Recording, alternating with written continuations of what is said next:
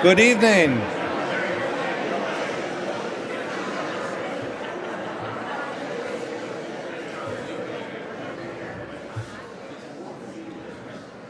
Kol nidre. No. It is wonderful to be here tonight. It is a joy to, as we always do, it is a joy to celebrate Israel. That is what we are doing tonight. That is what we will be doing throughout the year, as our congregational theme this year is Israel. And there is no greater way to do that than, of course, to have the ambassador of the State of Israel, Ambassador Ron Dermer, here tonight. We're so grateful for you to be here within the community. This isn't your first time here. That he's been here for other prestigious events like the Maccabees and other high-quality events. But I don't think there'll be much more singing than what I already... thank goodness for that, exactly. I do want to also acknowledge Rabbi Werbin, who is here. Chazan Lubin is here. Express my appreciation to Sheila Bellock, our executive director, for her and all of the staff for putting this together. I'm going to invite up Larry Sidman. Larry is our chair of the Am Yisrael Chai Committee and has been integral not just to tonight, but also to the series of programs that we'll be doing throughout the year. And want to take the opportunity that if you're not doing anything at the beginning of March, there are two things that you can do. One is to join me in a trip to Israel that we're going. We're going to Israel and to Petra. Ambassador, you are invited to join as well. If you happen to be there, we can, right? And the other, of course, at the beginning of March is the APAC Policy Conference as well, March 4th till 6th, and Israel is March 4th till 15th. So ask me about either of those pieces of information. Let me invite up Larry Sidman.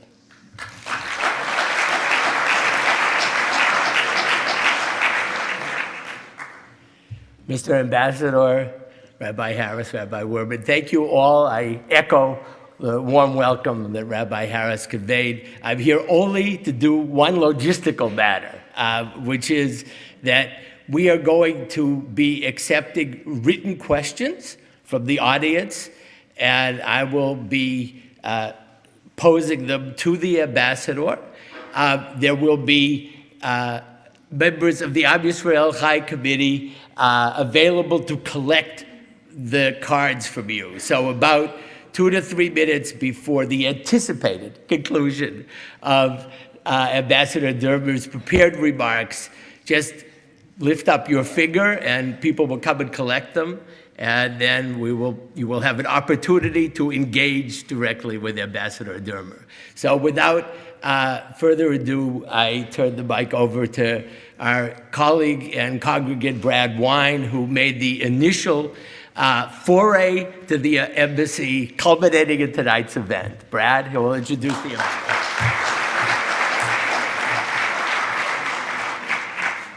Good evening. It's my pleasure to introduce our honored guest this evening. Ambassador Ron Dermer was born and raised in Miami Beach, Florida. He earned a degree in finance and management from the Wharton School of Business at the University of Pennsylvania, and a degree in philosophy, politics, and economics from Oxford University. For 3 years, he was also a columnist for the Jerusalem Post. I first had the opportunity to meet Ambassador Dermer in 2004 when he co-authored with Natan Sharansky the best-selling book, The Case for Democracy, The Power of Freedom to Overcome Tyranny and Terror, which has been translated into 10 languages. If you've not yet read it, pick it up. It's a phenomenal, phenomenal book. From 2005 to 2008, Ambassador Dermer served as Israel's Minister of Economic Affairs in the United States. From 2009 to 2013, he served as a senior advisor to Prime Minister Benjamin Netanyahu. He and his wife, Rhoda, have 5 beautiful children. Mr. Ambassador, you honor us with your presence here this evening, and we thank you for being here. You're among friends here at Bethel. We are a community committed to Jewish observance in the conservative tradition, and our love and support for Israel unites us in a common bond. Although this may be your first official visit to speak to us here at Bethel as ambassador, we sincerely hope that it won't be your last. You have an open invitation to join us for services, for learning, and for celebration throughout your tenure in Washington, D.C., and well beyond. My fellow congregants, it's my privilege and honor to introduce the Ambassador of the State of Israel, Ron Dermer.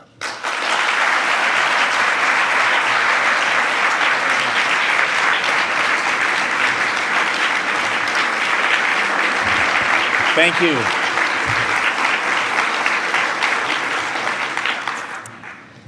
Thank you very much for that introduction, which I wrote myself. I appreciate it. I want to thank Rabbi Harris.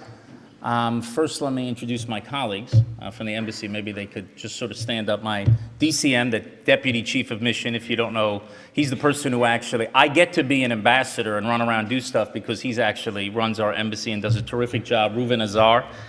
Please stand.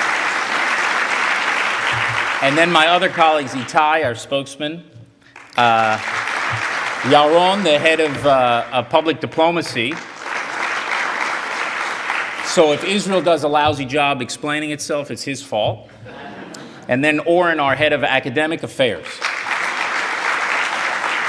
So all the problems that Israel has on campuses, his fault. This is actually my third time in the shul. The first two times, as you heard before, I listened to the Maccabees with about 500 or 800, I think the back was open, 800 screaming 8-year-olds, 9-year-olds, and 10-year-olds. So my assumption is everyone who appears on this podium, that afterwards everyone is going to get up and scream and applaud, and I'm going to be met with the same reception as the Maccabees were. I was asked to speak today about the challenges that are facing Israel, and there are many of those, although I will tell you something. For the first time in 69 years, I can honestly say that Israel is a more boring place than the United States of America.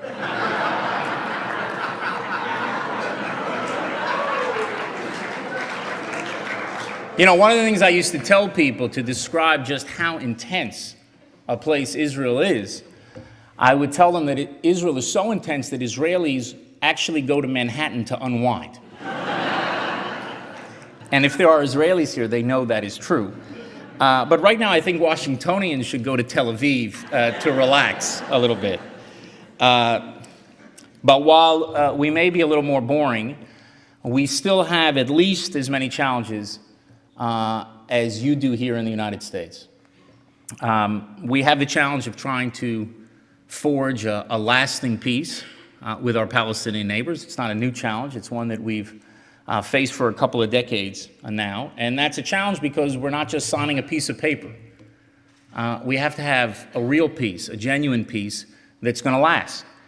And that's hard because a lot of people don't know and don't understand or appreciate why we don't have peace. They think it's a problem of borders. They think it's a problem of land. They think it's a problem of the settlements. When really the problem that we face now, 70 years after the UN resolution that was passed, it'll be 70 years in November, next month, is the same problem that we faced then, where the UN General Assembly presented a proposal of 2 states for 2 peoples, a Jewish state and an Arab state.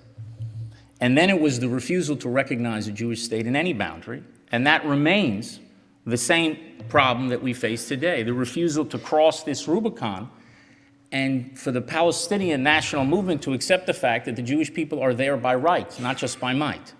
I hope very much that they will cross that Rubicon. There are things that we see recently, just in recent days, that are problematic, such as the reconciliation that you see between the Palestinian Authority and Hamas. Now, if this would be a reconciliation for peace, where Hamas would renounce terrorism, would recognize Israel's right to exist, and that would be a very positive change. But we haven't seen that yet. And so we keep a watchful eye on that, and we are hopeful that beginning with the United States, but then with the entire international community, that they'll actually start focusing on what the core problem is, the refusal to recognize the permanence of a Jewish state. And we're hopeful that something can be achieved. One of the reasons why I am hopeful, frankly, is because of changes that I see happening in the Arab world. where the Arab world no longer sees, many of the Arab governments, leading Arab governments, no longer see Israel as an enemy, but see Israel as a potential ally. And I think that's an extremely hopeful sign. And I'm also more hopeful because I see the United States administration and also Congress finally dealing in a serious way with the problem of an indoctrination of hatred in the next generation of Palestinians. As you know, there's a bill working its way through Congress now called the Taylor Force Act, which would prevent the Palestinian government from actually giving payments to people who perpetrate terror attacks against Israel. And the payments are done in such a way that the more people, the more Jews, frankly, that are killed, the longer their prison sentence, the more money they get. And so it incentivizes murder. And it's something that people have ignored for a long time. And finally, Congress in a bipartisan way is dealing with this issue. It has the support of the administration, and I think you're going to see that pass in the next few weeks. And hopefully we'll send a signal to the Palestinian leadership that you can't pay people to murder Jews. That's not acceptable, not in the United States or not anywhere else. It's already having an impact, frankly, on European support, because the Europeans are now checking their own funding and making sure that those funds are not going to support incitement, hatred, or to pay a terrorist. So that's a very welcome change. But while we remain hopeful, we obviously remain vigilant, and it's an issue that continues. The second problem that we see, or a challenge I should say, is the rising tide of anti-Semitism around the world. You see that in the rise in physical attacks in Europe. You saw it in the scenes in Charlottesville a few weeks ago. This is not a new problem. And it's a problem that's been around for some time. It's been under the surface. A lot of people didn't pay attention to it. They're starting to pay attention to it a little bit more. But in 2014 and 2015, I don't know if you know this, the FBI keeps statistics of hate crimes against religious groups. Now, Jews account for about 2% of the American population. They account for over half of the hate crimes against religious groups. About 3 times as many hate crimes are perpetrated against Jews as are perpetrated against Muslims, just to give you by way of comparison. So that was in 2014 and 2015. I don't know if they have the numbers yet for 2016 or 2017, but I doubt that those numbers are going down. So this is an old problem that we, as Israel, as the one and only Jewish state, has to remain vigilant and focused on. And another problem we have is the rising BDS movement around the world, which, as I said, is Oren's responsibility. But what the BDS movement is, the movement to boycott, divest, and sanction Israel, for those of you who don't know, that is an anti-Semitic movement. And I do a lot of interviews, a lot of public speeches.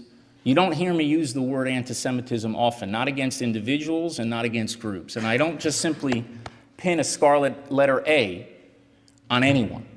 But BDS is an anti-Semitic movement because it seeks to single out the one and only Jewish state. In old anti-Semitism was about singling out the Jewish people and holding them to a different standard than any other people in the world. The BDS movement singles out Israel alone among nations. So when I get asked the question, whether this or that decision against Israel, what do I think about this academic group that's decided to boycott Israel, or this church group that's decided to divest from Israel, I ask myself a very simple question. Are we the only one on their list? Are we, Israel, are we the only one on their list? Because if they have a list of 25 countries, or 30 countries, or 40 countries, then what I say to myself as Israel's ambassador is, I'm dealing with a group with a principle. They've applied it across the world, and they've captured a lot of countries in that net. And then it's my job as Israel's ambassador to explain to them the facts, to explain to them why they're not right, and to educate them.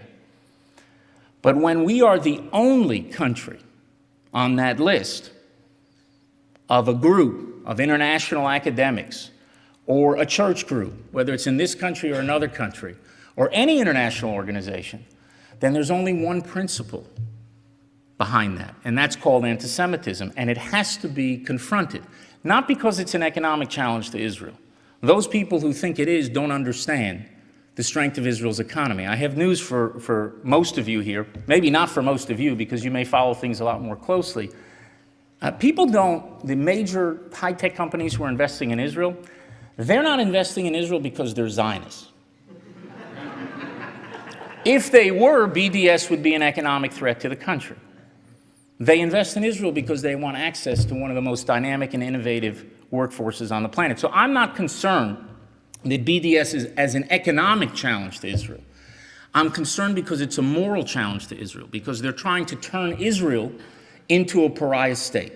And we have to confront a moral challenge with a strong moral counter effort to sort of expose that. And I know a lot of organizations are focused on that, and we have achieved some successes, and I think we can do even more, and we will do even more. A third challenge is we have to ensure that Israel always remains a place where every single Jew around the world can feel at home. Now, I know recent controversies over the Kotel and the conversion issue have brought the importance of that even sharper focus, and maybe when we have an opportunity to have questions and answers, I can get into more details about the government policy. But for me, as somebody born and raised in America and whose family is all across the religious spectrum, I'm probably affected by this issue as much as any other ambassador in Israel's history. And I think it's the raison d'etre of the state of Israel is for Israel to be the home, the potential home of every single Jew in the world.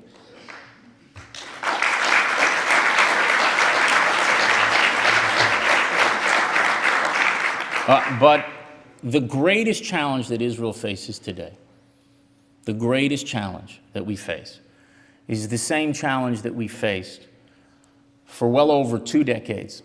It's really over 3 decades. And that's the challenge posed by a radical Iranian regime that openly calls for our destruction and actively works for that destruction day after day after day. Now, I know many people hoped that the nuclear deal with Iran was going to make dealing with that challenge easier. People of good intentions who had a different view of that deal. They hoped that it would prevent Iran from developing nuclear weapons. And they hoped that after the deal, Iran would become more moderate. Unfortunately, neither of those things happened. And it's important today, this week, because of the speech that was made on Friday and because of big change of U.S. policy. We were in the middle of a very dramatic change in U.S. policy, that I explained to you a little bit about what the problem was with the nuclear deal so that you understand it. The problem with the nuclear deal is it doesn't block Iran's path to the bomb. It actually paves it. Now, understand that if a nuclear deal would have been made that would have truly prevented Iran from ever developing nuclear weapons, I, as ambassador of the State of Israel, would have gone home to home in this city and in cities across America to plead with them to accept that deal. Because nothing would be more important for the security of my country and, frankly, the security of my children. But that's not what this deal does. What this deal does is put certain restrictions on Iran's nuclear program that are automatically removed in a few years.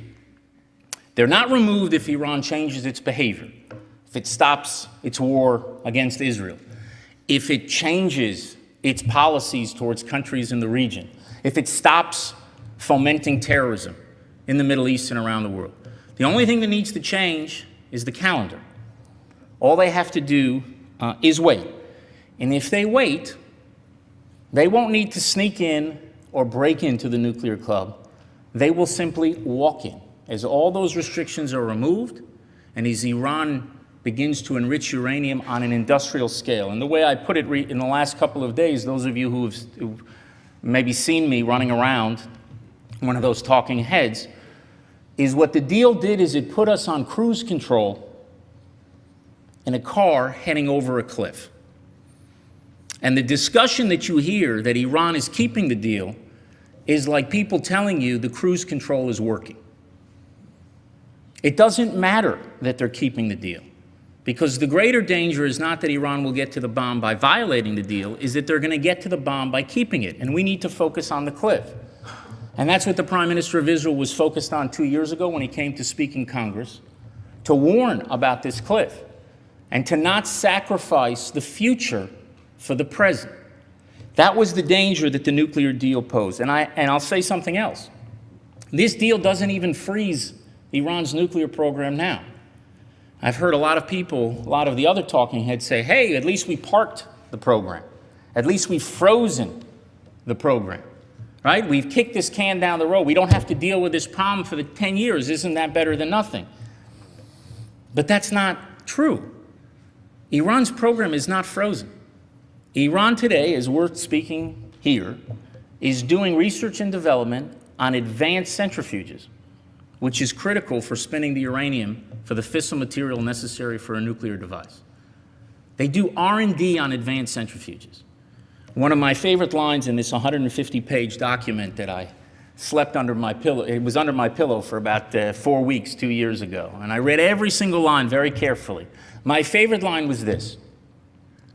It said, Iran, during the course of this agreement, can only do R&D, research and development, on IR 2, 4, 6, and 8.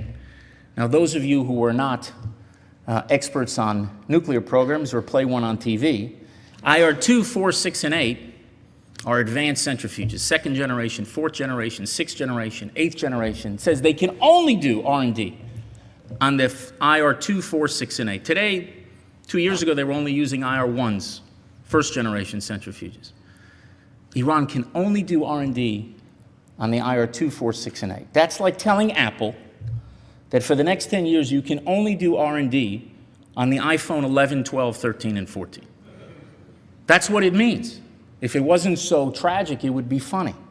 But Iran's advancing its nuclear program under the deal. And they're also building ballistic missiles under the deal. They're developing ballistic missiles, intercontinental ballistic missiles. And I don't need to tell anyone in this room that Israel is actually on the same continent as Iran. So those intercontinental ballistic missiles are not for Israel. They're not for the Arab states. They're for you. Iran is developing those ICBMs for you.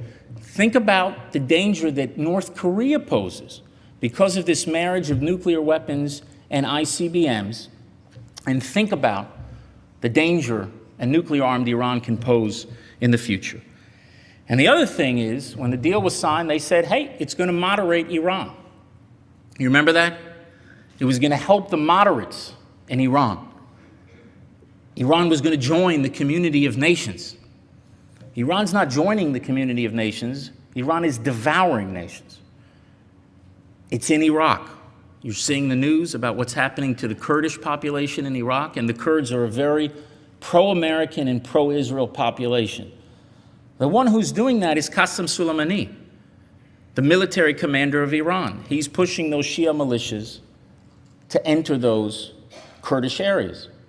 The problems that you see in Syria, that's Iran. The problems that you see in Lebanon, that's Iran. The problems you see in Yemen, that's Iran. So what this deal did is it just enriched a very dangerous regime that was facing crippling sanctions. It let them out of that noose of sanctions, emboldened, empowered, enriched them. And the $50 billion or $60 billion that they got 2 years ago, that's only the signing bonus of the deal. The real money, year after year, as they sell more and more oil, as more and more investments come in, Iran gets hundreds and hundreds of billions of dollars. Probably over the 15 years of the deal, by our estimate, about $1 trillion goes to Iran. Now, that money's not going to go for a GI Bill for returning members of the Revolutionary Guard. That money is going to go to fund terrorism and to kill Israelis. Not just Israelis, also Arabs. But that's what that money is going for. So the question is, what do you do about it? Well, you obviously know what Israel's position was on the nuclear deal. I don't think the Prime Minister of Israel hid it from anybody. And he spoke recently at the United Nations last month, and he said what the policy should be. He said you should change it or you should cancel it. You should fix it or nix it, is what he said. And on Friday, a dramatic thing happened. President Trump gave a speech. And that's the policy. That's the policy that he chose, to actually fix the deal or to terminate the deal. That's how he put it. And the question is, how do you fix this thing, this big mess that we're in? Is it a problem that we can fix? Well, the first step is to not certify the deal, which President Trump did. The second step is to list the problems of the deal. I explained to you the biggest problem is the sunset clause, the fact that Iran can just walk in and all these restrictions sunset, all these restrictions on Iran's nuclear program, they're all removed. You got to fix that. Another problem you have to fix is the ballistic missiles. You can't allow Iran to continue to develop to work on its ballistic missile program that just further and further, that gives it further and further reach and becomes more and more dangerous to the world. And another problem you have to deal with is the inspection regime. And the inspection regime, to allow inspectors to see everything in Iran. The Iranians say, we're not going to allow any inspectors into military sites. They say it publicly. Well, where do you think they're going to do their research? Where do you think they're going to try to weaponize? They're going to do it on a military site. They've done it in the past. They'll do it again in the future. They're probably doing it now. If Iran doesn't have a secret nuclear program today, it would be the first time in 15 years that they don't have a secret nuclear program. So I believe that it's possible actually to fix the deal. I think it requires both the Congress and the European governments to work together to address the shortcomings of the deal. The question is, will they do it? I don't believe, by the way, that the Iranians will make any changes to the deal. It's the deal of the century. Why should they? If you were Iran and you got a clear path to the bomb and all this sanctions relief, the last thing you would do would change the deal. And I don't think the Russians and the Chinese will work with the United States to change it. But I do think there's a chance that the Europeans will work with the United States. The French president has said certain things about his willingness to deal with some problems. And I think there's a chance that you will get bipartisan support in Congress. Because the only two choices right now are fix it or nix it. There is no choice on the menu today to keep the deal as it is. So everyone who was arguing last Thursday and for years before that they want to keep this deal, that option is no longer on the table. There's only two options. You either fix this thing or President Trump will terminate it. And so I think many people who voted in favor of the deal in Congress and who listed a whole bunch of problems with the deal, but ultimately came to the conclusion for different reasons that they thought this deal was in the national interest of the United States, now in order to save the deal, they're going to have to fix it. That's where President Trump has put them now, and Israel fully supports that position. And the other thing is, we have to not only deal with the nuclear problem, we have to deal with Iran's regional aggression. We have to push back against them. And a very important step was taken by the United States on Friday, where they didn't officially, but effectively designated the IRGC a terror organization. The IRGC is the military arm of this radical regime. And that's the beginning of, I think, a very strong pushback. And we hope to see continued pushback. And I think that the policy that we should be looking for now is to turn this bad deal into a good policy vis-a-vis Iran. And Israel will support it, and the Arab states support it. You know, you've heard probably on the news recently that the British and the French and the Germans disagree.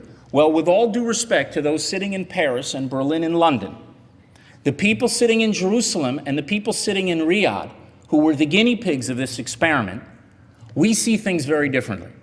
And if you learn one thing over the years, when Israelis and Arabs are saying the same thing, people should pay attention.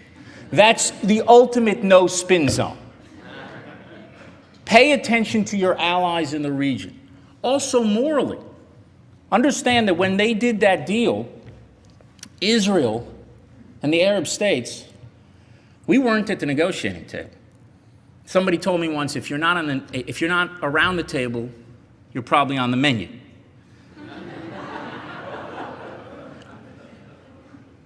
Well, when they had talks for the deals that were made in the past with North Korea, they had six-party talks. Two countries were there, Japan, and South Korea. They were there. So I'm not going to criticize either President Clinton or President Bush for making the deals when their allies in the region, who have the most to lose, the most skin in the game, were begging them to do the deal. There's moral weight behind that decision because your allies who are most at risk are telling you to do it. But in the case of the Iran nuclear deal, the allies were telling you something else. And our concerns were ignored. And thankfully, the Prime Minister spoke up when he had to speak up. And thankfully, we have seen this huge shift. And I hope that Trump's speech will move to some sort of doctrine of pushing back against Iran. There may be some people here who know what the Truman Doctrine was. The Truman Doctrine was what began this pushback against Soviet expansion. And it started when there were threats to Greece and Turkey in the late 40s. And it led to an alliance called NATO. It all began with a president giving a speech. And I hope this will turn into an effort to push back and to roll back Iran's expansion in the region, and maybe an alliance of states in the Middle East that also have a common cause to fight and to prevent Iran from moving forward with its expansionist plans. And I have to tell you, I give great credit to President Trump. I know people here may disagree and probably do disagree with President Trump on a lot of issues, and you certainly have a right to do so. But President Trump showed real leadership in the decision that he made, because this was a can he could have kicked down the road. He could have said, we're not going over the cliff until 9 or 10 years from now. It's somebody else's problem. But he chose a different path. And no speech has been given by an American president that has a greater impact on Israel's national security than the speech that was given by President Trump on Friday. And I applaud him for it. And the fact that he went against the advice of many of the senior officials in his own administration and against the advice of the European allies makes me admire that decision even more. This was driven by the president, and he has Israel's full support. Now, I suppose that some of you have questions about that, and some of you have questions about the peace process, and you probably have questions about other issues. But before I take those questions, I want to speak about in the time I have left. I don't know how much time I have left, but in the time, I don't want to speak simply about the challenges we face. I want to explain to you why, despite those challenges, I am so optimistic about Israel's future. And I know that's going to be a hard message for you to hear, because, we Jews tend to see the glass as 1/16 empty. We don't like admitting that the situation is good. But, ladies and gentlemen, the glass is full. In fact, I'd say it's overflowing. Last year, a report came out listing the most powerful countries in the world. Most powerful countries in the world. Israel ranked 8th. 8th. And it wasn't a report written by the Hadassah chapter of Nashville. I love Hadassah. Generations of family members were part of it, but they didn't write that report. It was written by a major U.S. publication, and they ranked countries around the world. And there were the permanent members of the UN Security Council, the United States, Russia, China, Britain, France, and then there was Germany and Japan, and then there was Israel.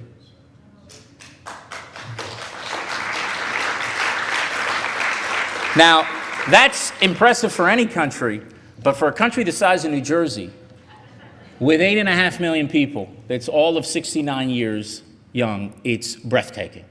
And you see the evidence of Israel's strength and Israel's power in so many fields. You see it first and foremost in our military. And our military is getting stronger and stronger. And part of the reason it's getting stronger is thanks to the great support and the friendship that we have with the United States. You see that with the offensive capabilities that Israel has. We had, in last December, the end of last year, the first Joint Strike Fighters, the most advanced 5th-generation aircraft landed in Israel. You see it in our defensive capabilities. You know, and you've probably seen this on television many times, the Iron Dome system that shoots down the incoming missiles. Well, we also have an Arrow system that shoots down missiles that come from further away. And now we have a David Sling system that is operating. And we're deeply grateful that the previous administration and the previous president, President Obama, signed a long-term memorandum of understanding with Israel that gave us very generous military assistance, both on missile defense, but also helping us buy those platforms, military platforms and planes that we need in order to defend ourselves. Now, Israel, in addition to having a strong military, has a very, very strong economy, a very strong economy. In 1948, Israel had the GDP per capita, it had the same GDP per capita as Egypt and Jordan. Today, Israel has a higher GDP per capita than Japan and the average European country. Did you know that? The problem that we have, ladies and gentlemen, is not that our GDP per capita is not high, is we don't have enough capita. We don't have enough people. And so we have this huge burden that we have to shoulder for our defense. And as I said, thankfully, the United States helps share that burden. But Israel not only has a growing, thriving economy, we have the most innovative economy in the world. The last time I checked, 42 out of the 50 leading technology companies in the world had R&D facilities in Israel. And in many fields, in many areas, Israel is a global power. A global power. It's hard for people to believe that. You know, I'm sure you had an Israeli ambassador who stood right here. I don't know if this beautiful synagogue was around then. But if an Israeli ambassador would have stood here 30 years ago and would have told you, you know what, in 30 years, Israel is going to become a global technological power.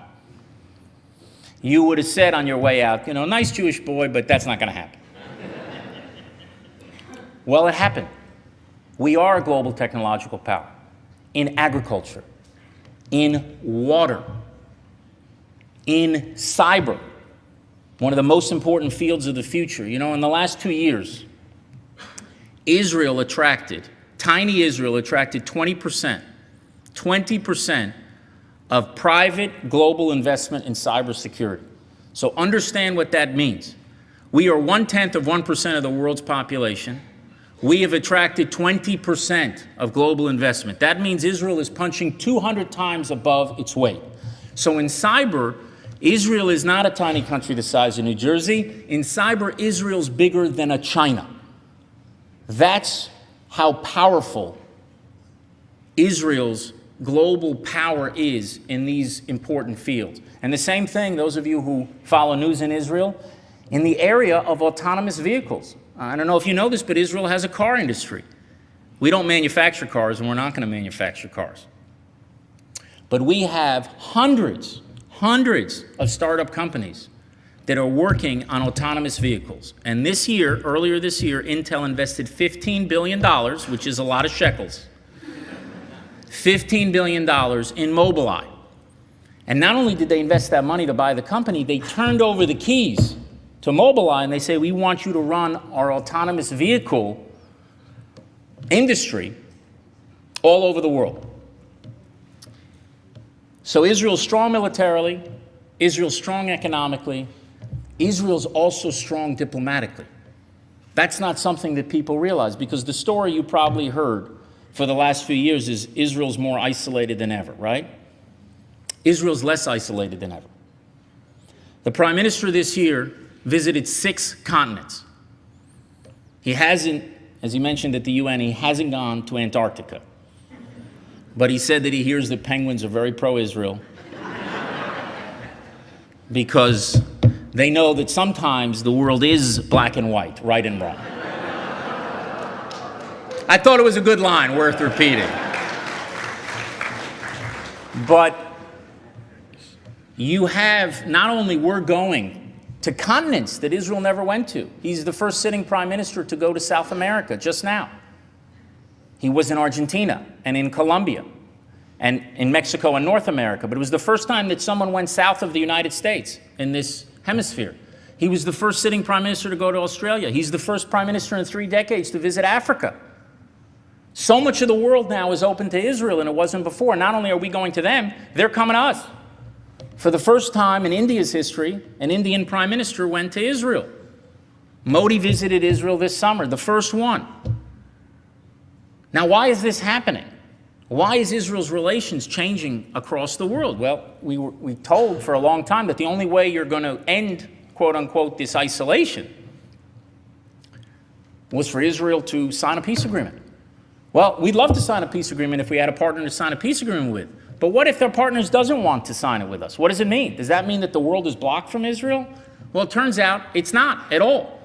What these countries are interested in, they're interested in what Israel can provide them, what Israel can do for their security, what Israel can do for their prosperity. Because as I said, we're a very strong military power. And those countries around the world want Israel's help in handling their security challenges. We not only have a strong military, we have one of the finest intelligence services in the world. In the last few years, Israel's intelligence services have prevented about 24 major terror attacks around the world. Talk about tikkun olam. That's not tikkun olam, it's hatzalat olam. It's saving citizens around the world. And all of these countries want Israel's help in strengthening that intelligence cooperation and protecting their citizens. And the second area, as I said before, is the strong economy, is all this technology. They want Israel's help in feeding their people, in quenching their thirst, in protecting their vital infrastructure, in dealing with all the technological challenges that they have. There are very few partners in the world who are better than Israel. So you're strong militarily, you're strong economically, you're strong diplomatically. But some of you may say, well, that's power, right? What about values? We're a Jewish state. And it has to mean something to be a Jewish state. What about our values?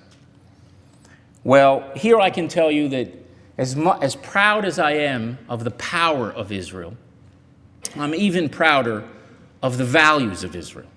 And I say that as somebody who was born and raised in this country, in the United States. Because the values of a country are tested under fire. That's when it really counts. You know, you remember you had an attack in the United States in San Bernardino.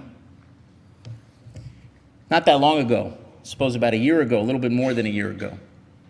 And you remember how there were huge shifts in public opinion about what people wanted to do. And it was across the political spectrum, maybe a little bit more on one side than the other side, but it was pretty broad.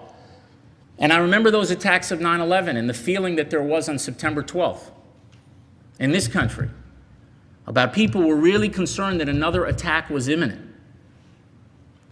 and how they were prepared to give up certain civil liberties in order to protect their security. And over time, as the danger recedes, you want the pendulum to swing back, and that's natural. You want to always protect your civil liberties, but it's life, liberty, and the pursuit of happiness in that order. It's first about life.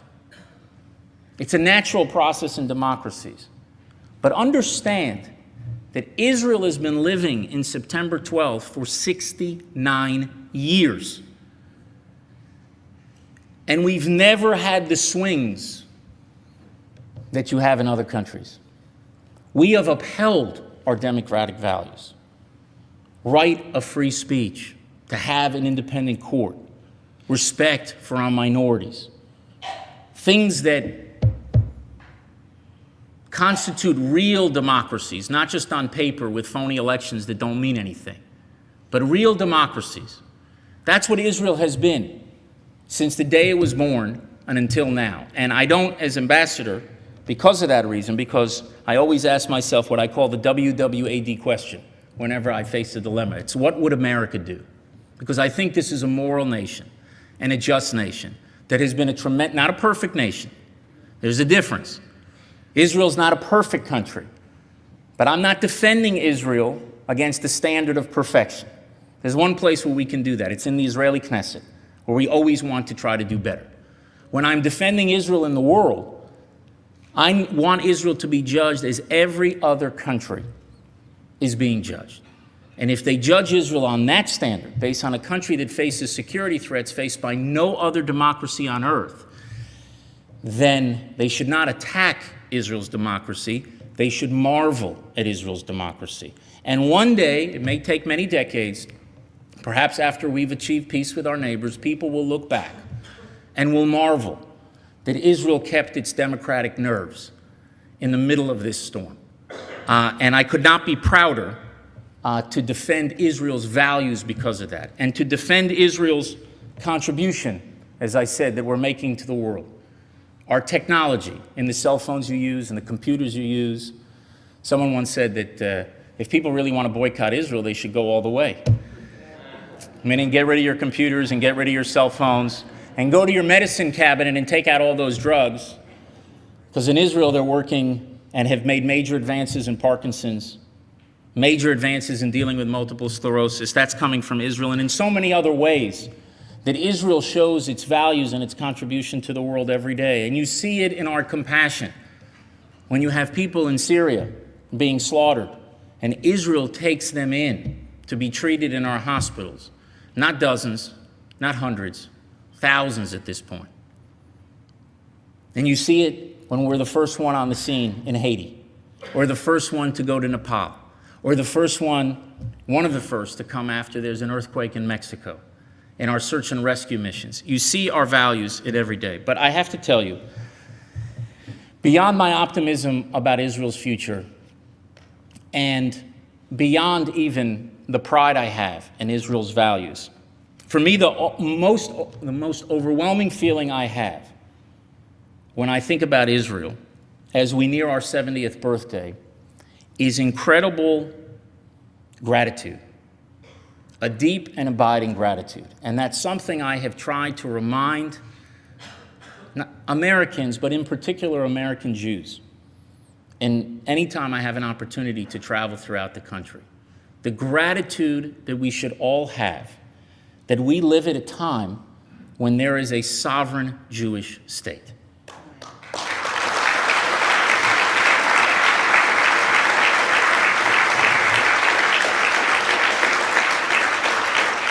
Now, sovereignty is a big word. Let me just, before I finish, tell you what it means to me.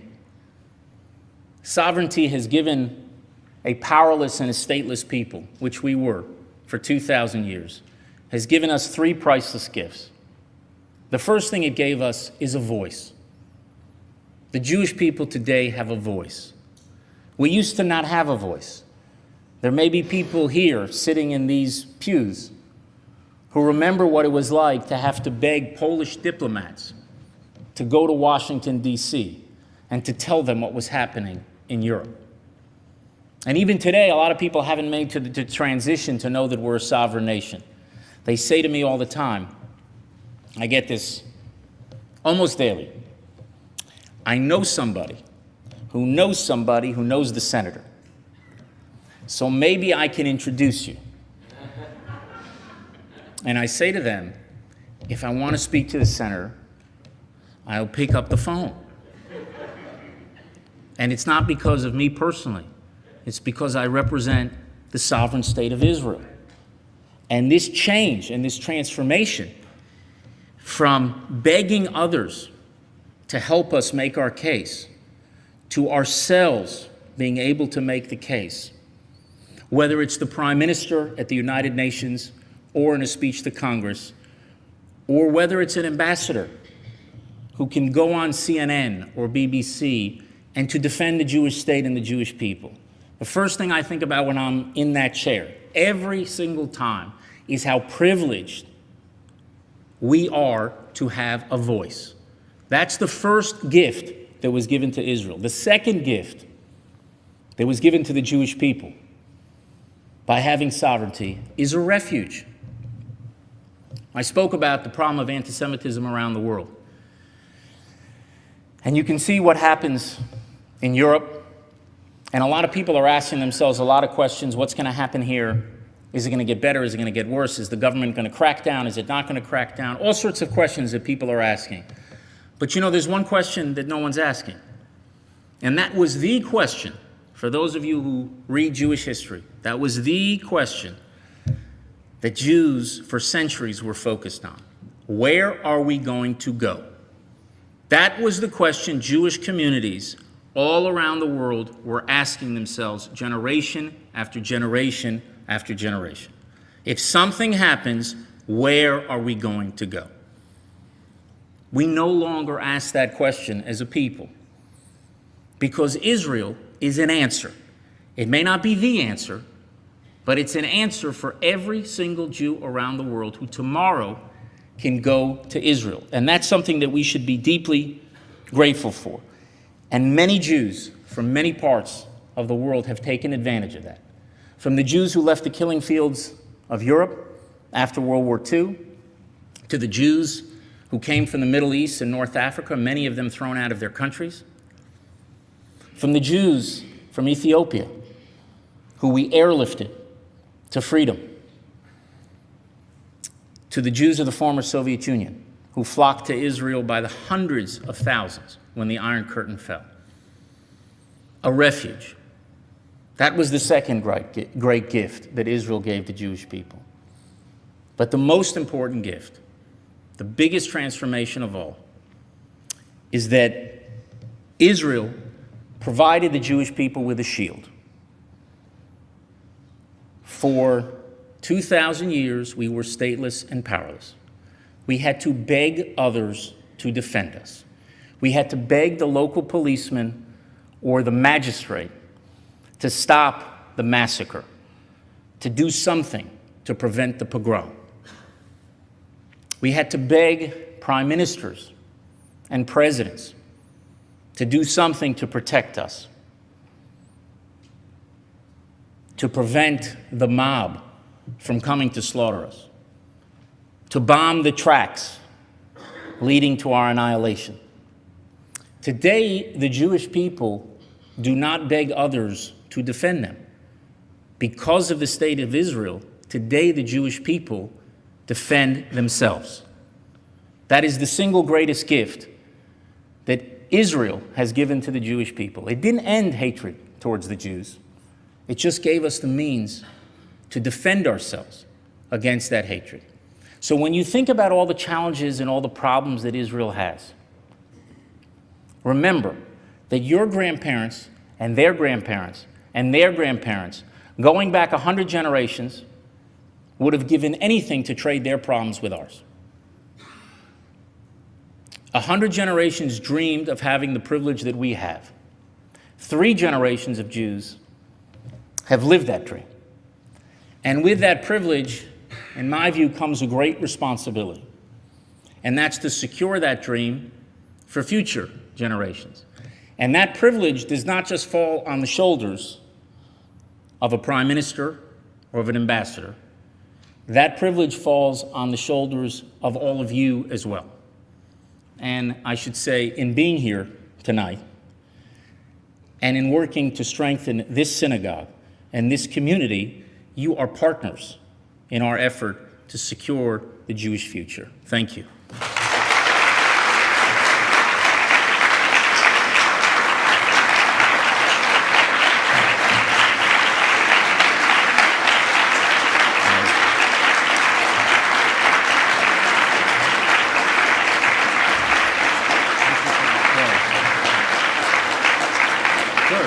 Sure. Go ahead. He asked me how much time I have for questions until he asked me a difficult one. Okay. You won't have to wait too long. Okay. Notwithstanding. We could take the show on the road. Anytime. Okay. That's the highest privilege I would have. Notwithstanding the fact that you gave what was a remarkably comprehensive tour de force of all the challenges and opportunities that Israel faces, you would never believe that this group has myriad questions to ask. So I'll try to group them because there are recurrent themes, both of which the first two, you touched on both of them. You spoke, and also Brad spoke, of the fact that this community is a conservative Jewish synagogue. You spoke of your own experiences, and you alluded to the fact that there is substantial concern, particularly in the conservative and Reformed Jewish community in America, about some of the policies and actions that have taken place recently in Israel with regard to both the Kotel, with regard to religious conversion, and also generally a kind of concern about the current governing coalition being essentially so tied to the Haredim that its flexibility of doing things that might promote the very sense of Jewish unity that you spoke is limited. Would you delve more deeply into Sure. some of that? So first of all, let me share my view, and I spoke about it a little bit before. But to me, the raison d'etre of Israel is to be the home for all Jews around the world, and it is reflected in a unique law in Israel, which is called the law of return. That is the purpose and the meaning of the state of Israel. That is our very DNA. And it's important for people to understand that the controversies that we are dealing with now in Israel have nothing to do with that, have nothing to do with the question of the law of return. The ones who set the law of return are not the rabbinical authorities in Israel. It was actually set by the standards of Hitler. Whoever could be killed, whoever he was willing to kill, by the same standard, all of those people will be saved in the state of Israel. Meaning, if you even have a grandparent, you can tomorrow come and you can make aliyah to Israel. That deals with the question of citizenship, because a lot of people have told me that when they hear these controversies, they think that Israel will not be a refuge. And as I told you, one of the big three, the voice, the refuge, and the shield, the refuge is as important as anything else. And Israel will always be a refuge of any Jew around the world who's in danger. They immediately can qualify for citizenship in the state of Israel. There's a separate question, once they're in Israel, how do you deal with issues of marriage, of divorce, of conversion? And this, frankly, is not a new issue. This is an issue that has been around since the beginning of the state. Now, the recognition of non-Orthodox streams in Israel has never happened for 70 years. And obviously, there's a lot of people who'd like to see it happen. But that's not a new issue. What has happened in this last controversy over the Kotel is that the Supreme Court in Israel said that Israel had to provide an appropriate prayer space for the non-Orthodox movements who were praying. Actually, Women of the Wall was one movement, but there were other movements as well, other people and other cases before the Supreme Court. And they said that the Supreme Court told the authorities of Israel, you have to make sure that there's an appropriate place of prayer for non-Orthodox streams. Well, the government went beyond that. It went beyond simply building a space, as the Supreme Court charged. It went and dealt with two other issues that touched on this question of recognition. One had to do with who was going to govern this site, who was going to run it day to day, and the other had to do with a common entrance. And the Prime Minister of Israel passed this through the government because he firmly believes in it. He believed in it then and he believes in it now. And he passed it. And then afterwards, for many different reasons, people reversed. And by the way, it happens in Israel all the time, where you pass a bill in the government, and then all of a sudden somebody makes a challenge, and then it goes to the court, and then it goes to the Knesset, and it goes through all sorts of machinations in our politics. It happens all the time because it's important to understand the Prime Minister of Israel is not a king, and he's not even a president. He's a prime minister, and he has a coalition, and there's a lot of parties in the coalition. And to hold this together, you have to constantly make compromises, and a lot of times I know people say, well, just cut, just do it, just take a stand. Well, it's not that simple, because what's going to happen right after you take that stand? And what's going to happen right after there's an election? Are you going to be in the same place? And a lot of people don't know the history of this issue, and sometimes there are facts that tend to surprise them. Do you know why the ultra-Orthodox parties have control of the chief rabbinate today? Do you know why? It doesn't, no, not the ultra-Orthodox. It doesn't go back to Ben Gurion. If you go to the offices of the chief rabbinate, you will see pictures on the wall. And the pictures become ultra-Orthodox in the mid-90s, for about the last 20 years. There was an agreement that was made by then Prime Minister Rabin, Zichrono Livracha, with Shas to pass the Oslo Accords. Everyone remember that? That Shas supported the Oslo Accords? A lot of people remember that. They don't remember what they got in return. They don't. What they got in return was a change in their direction with the rabbinic authorities, both at the national and the local level. And a lot of people said, hey, that's a sacrifice that we're willing to make in the short term to achieve peace, and then we'll deal with those problems later. Well, we didn't quite get peace, and those problems we haven't dealt with later. So it's not an issue of this or that coalition.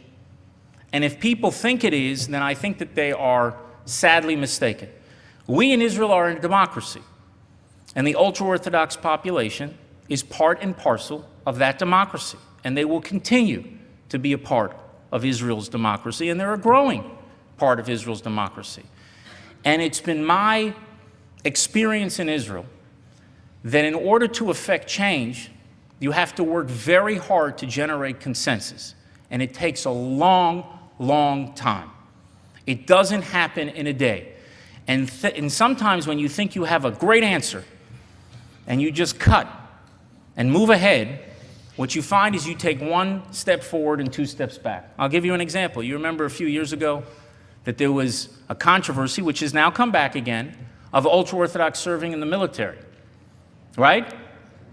Well, there was an election in Israel where a party won a lot of support, Yair Lapid's party in Israel. He got a lot of votes based on this agenda of changing a law and passing it. And there was a government without the ultra-Orthodox parties. And they passed a law, and a lot of people applauded. And then there was another election, and then the ultra-Orthodox parties were in the government, and then there was no law, and then everything went back. And I think that was actually, in my view, a big missed opportunity. Because I think had the ultra-Orthodox been in that government then that passed the law, I think you still would have had a law. It would have been maybe not 100% of what people wanted. It might have been 80% of what people wanted, but people would have defended it, people would have been vested in it, and I think we would have had a real change. The way that you will make these changes in Israel is through consensus. I know that's not what everyone wants to hear. You can move it forward, but a lot of times it takes time to do that. The important thing is to not go backward. And because we don't want to go backward, what the Prime Minister didn't do is cancel the decision. He didn't. There were parties in his coalition that wanted him to rip it up and to cancel it. He didn't. He says, I'm going to freeze the decision, and I'm going to do everything I can to advance those elements that are within the consensus, meaning I'm going to build that space. And those of you who go to Israel are free to go to that space. I was just there a couple months ago on a day when they had 49 bar mitzvahs. People don't know that. They don't even know that there's a prayer space, an egalitarian prayer space in Israel. There is. It's not up to the standards that it should be, and it will be in a few months as we build this platform and we make it much nicer. And I actually believe we can deal with some of those governance issues of the site. It may require certain compromises. I think over time we will get to the right place. The important point that I want to make, you should know, I know the Prime Minister pretty well. He is committed to ensuring that Israel remains a place where every Jew can call home.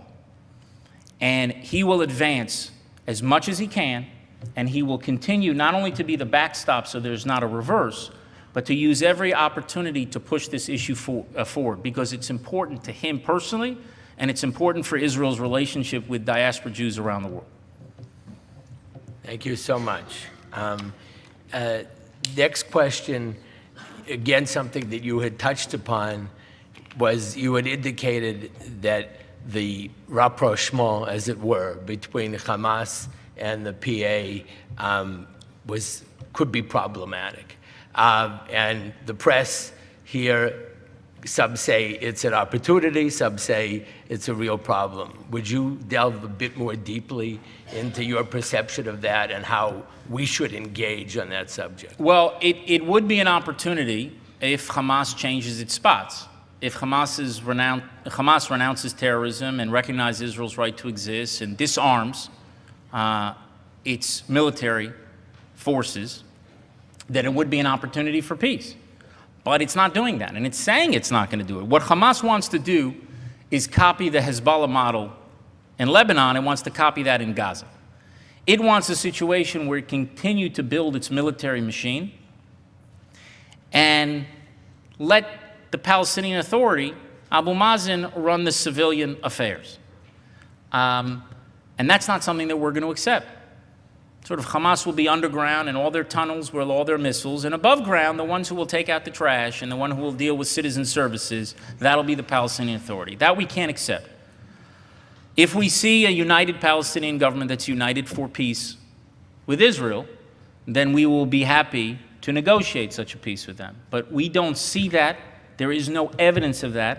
There are no signs of that. I understand that Hamas was driven to this because they faced a huge cash crunch. A lot of their funds have dried up. They have about not even half of the money they had only 3 or 4 years ago. They're under this real cash squeeze, and they want to sort of get out of it, and they're looking for a way to do so by reaching out to the Palestinian Authority. And the Palestinian Authority has their own reasons to do it, and Egypt has their own reasons to do it, and other people have their own reasons to do it. We are keeping focused on, is that a Palestinian government that is committed to peace or not? We don't believe to have a reconciliation between the Palestinian Authority and a terror organization advances the cause of peace. Just 2 more questions, one moderate and a concluding happy softball, okay? So the moderate question, and this is so important to our congregation, I think, to American Jews, because a lot of parents and grandparents have a deep concern that the younger generation's ties with Israel are not as strong as they were when we were growing up. So a question from one of our university students. The only question I'm going to read verbatim, actually. As a Zionist attending a liberal university, sometimes it's a little difficult to defend Israel. Something that frequently comes up is Israel's settlement policy. I love Israel, but even I have trouble defending the settlements. Could you talk a little bit about how to enable people like the questioner to respond to these issues? Well, look, I tell you my personal view on the matter. Why do they say, I don't know, raise your hand if you asked that question, maybe? Who is the brave Zionist defender of Israel at the liberal university? Yes, very good. So, give him a round of applause. Why do they say that the settlements are an obstacle to peace? You know, historically, it's an absurd argument because they say all these settlements that were built after 1967 on the territories that Israel captured in a defensive war in 1967, that's the reason why we don't have peace. Okay, and they say go back to the June 4th, 1967 lines, get rid of the settlements. So the question is, why did we have a war before June 4th, 1967? Those weren't lines of peace, those were lines of war. So what was a conflict for 50 years? 2 or 3 decades before there was a state, but also 2 more decades where there was a state. Why was there a war in 1948? There wasn't a single one of those settlements there, right? That's not quite true because you had Gush Etzion. But why was there a war before? There weren't refugees. In 1947, I said 70 years ago, when they had a decision of a Jewish state and an Arab state, there weren't refugees, Palestinian, not a single Palestinian refugee. There wasn't a single one of those post-1967 settlements. So why wasn't there peace? And as I said before, the issue is the refusal to recognize a Jewish state. But I'll say more than that. What is the argument of those who say that building settlements undermines peace? What are they saying? They'll say, why does it undermine peace? Because eventually you'll have to make an agreement, right? And you're going to have to remove all of those Jews that are going to be in those territories. So what are they saying? They're saying that the key to peace is to ethnically cleanse Jews. That's the argument for the reason why the settlements are a problem. Jews live in this country. Jews live in countries around the world. Israel has a population, 20% of whom are Arab. But for some reason, everyone in the world accepts the premise that a future Palestinian state is going to be Judenrein. There will not be a single Jew. And the problem, the main problem with the settlements, is that the world expects there to be a Palestinian state that will not have a single Jew. Natan Sharansky, who's one of my mentors, once when the Gaza disengagement came up, he was against it and he resigned from the government at the time. But he wasn't against the idea of, in principle, one day Jews leaving Gaza. But he said the time when Jews should leave Gaza is the time when it's safe for them to stay. When we're dealing with a government and a Palestinian partner who doesn't want to cleanse all their territory of Jews, that is a Palestinian partner that Israel can make peace with. That's what I would say as a proud Zionist on a liberal campus. But I want to also respond to the earlier thing that you said about a younger generation who feels more detached.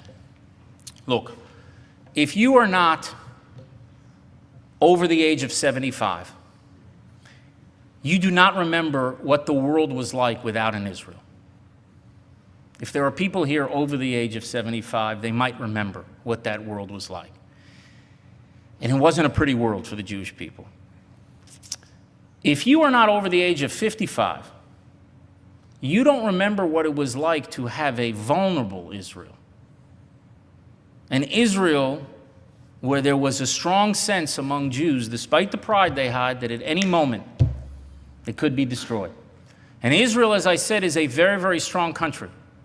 But if we make foolish mistakes, we can go from great strength to great vulnerability very, very fast because we are so small. 99% of Israel's security problem is the physical size of the country. America's 500 times the size of Israel. 500 times the size of Israel. Most of these challenges that Israel faces, with the exception of the nuclear challenge with Iran, would be resolved by having Israel be much bigger than it is. But when all of your population, all of your strategic facilities are in a very, very narrow country, it creates enormous security challenges. Look, I know people think that the greatest problem in the Middle East is that Israel's too big. I get it. But the biggest security problem for Israel is actually the small size of our country. So if you're not over the age of 55, you don't really think about that vulnerability every day. And I think it's hard to expect that a younger generation who is not exposed to what the world was like before there was in Israel, who's not exposed to that sense of vulnerability that Israel has, would connect to Israel in the same way that previous generations. The other thing is, I think the idea that the reason why young Jews are disconnected to Israel is because of this or that Israeli policy is fundamentally misguided. The reason why young Jews are not as connected to Israel, to the Jewish state, is because they're not as connected to their Jewish identity. That's the reason.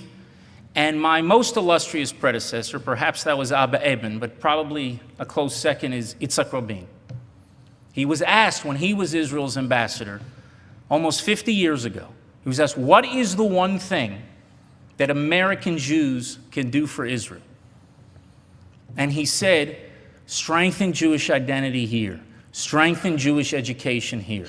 Because he knew that if they were strong and proud in their Jewish identity, they would be strong supporters of a Jewish state. That is the problem. It is not about the settlements. You know, it's a very Zionist view, because then it's all us, right? That we can all change it. If we just make a change in policy, all of a sudden young Jews will be connected to Israel. It's not. It's got to be important. Their Jewish identity has to be important to them for a Jewish state to be important to them. And that's why I said at the end of my remarks, you become partners with Israel in securing the Jewish future when you strengthen this community here. Some of you may make Aliyah, Some of your children or grandchildren will make Aliyah. But the most important thing that you can do for Israel is to strengthen Jewish identity right here in your communities. One more question? One more question. Okay. I promise one more question. Ambassador Dermer answered the question preemptively. Therefore, I think A preemptive strike by Israel. You heard it here Yasha first. Koach, thank you so much for a wonderful. Absolutely. Thank you so much. Thank you. Thank you, Mr. Ambassador, for being here. As I told you, that our challenge for this year is to not only deepen our love, but complicate the discussion, and you've done that beautifully. But what I really want to thank also are the students that are here. You one of your, not only my 16-year-old son over there, but the students that are here, and some of your staff I know have gone upstairs to spend time in our upper school with our high school students as well. Thank you for being here tonight.